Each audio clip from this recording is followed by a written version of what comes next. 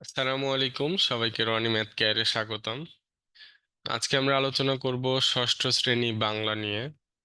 ষান্মাসিক মূল্যায়ন 2024-এর জন্য যেগুলো পড়া প্রয়োজন বা পড়তে হবে সেগুলো নিয়ে। বাংলা প্রথমে আছে মর্যাদা বজায় রেখে। এখান থেকে আমাদের পড়তে হবে পৃষ্ঠা নং 4-এর ছক, পৃষ্ঠা নং 8-এর কাজগুলো, পৃষ্ঠা নং 5-7-এর ছক, পৃষ্ঠা নং 8-এর ভূমিকা অভিনয়। তারপরে আছে আমাদের প্রমিত ভাষা শিখি। এখান থেকে আমাদের যেগুলো পড়তে হবে পৃষ্ঠা নং 9, 10, 12, 13, 19-এর ছক, পৃষ্ঠা নং 9-এর কথোপকথনের উপস্থাপন ও আলোচনা, পৃষ্ঠা নং 13-এর কথোপকথন, পৃষ্ঠা নং 19-এর উপস্থিত বক্তৃতা।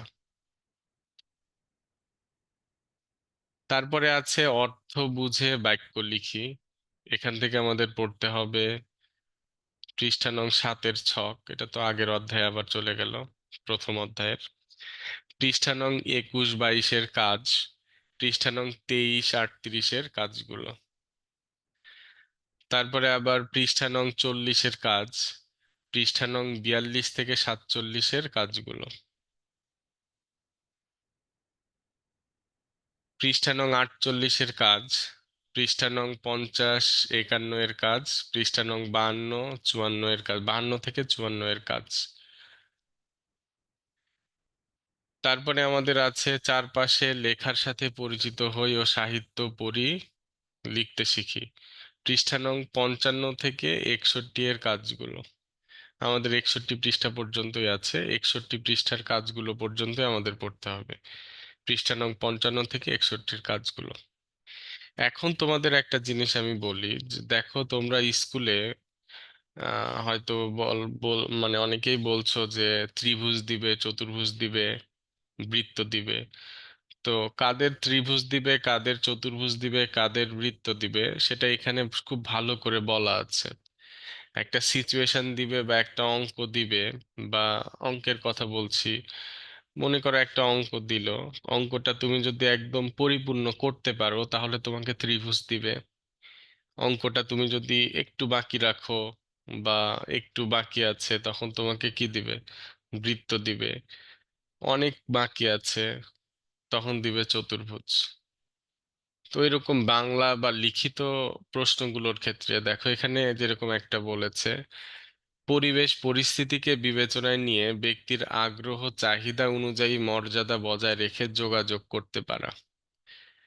পরিবেশ পরিস্থিতি বজায় রেখে, আগ্রহ চাহিদা অনুযায়ী আর মর্যাদা বজায় রেখে, ঠিক আছে, যোগাযোগ করতে পারা। তো এখানে দেখো তোমাকে ত্রিভুজ তখনই দিবে অন্যের কাছে নিজের চাহিদা প্রকাশ করার সময়ে পরিবেশ পরিস্থিতির ভিন্নতা অনুযায়ী ব্যক্তির আগ্রহ চাহিদা ও আবেগ বিবেচনায় নিয়ে যোগাযোগ করতে পারছো।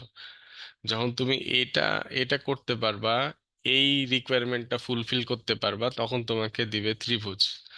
আর তুমি যদি এরকম করো, অন্যের কাছে নিজের চাহিদা প্রকাশ করার সময় ওই ব্যক্তির আগ্রহ চাহিদা ও আবেগ বিবেচনায় নিতে পারছো, শুধু যদি এতটুকু ফুলফিল করতে পারো তাহলে তোমাকে দিবে বৃত্ত।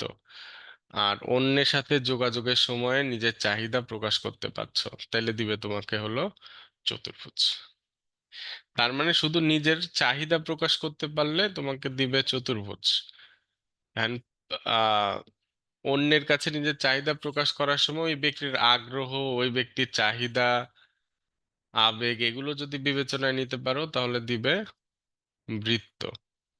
আর অন্যের কাছে নিজের চাহিদা প্রকাশ করার সময় পরিবেশ পরিস্থিতি ভিন্নতা অনুযায়ী ব্যক্তির আগ্রহ চাহিদা আবেগ বিবেচনায় নিয়ে যোগাযোগ করতে পারলে দিবে ত্রিভুজ।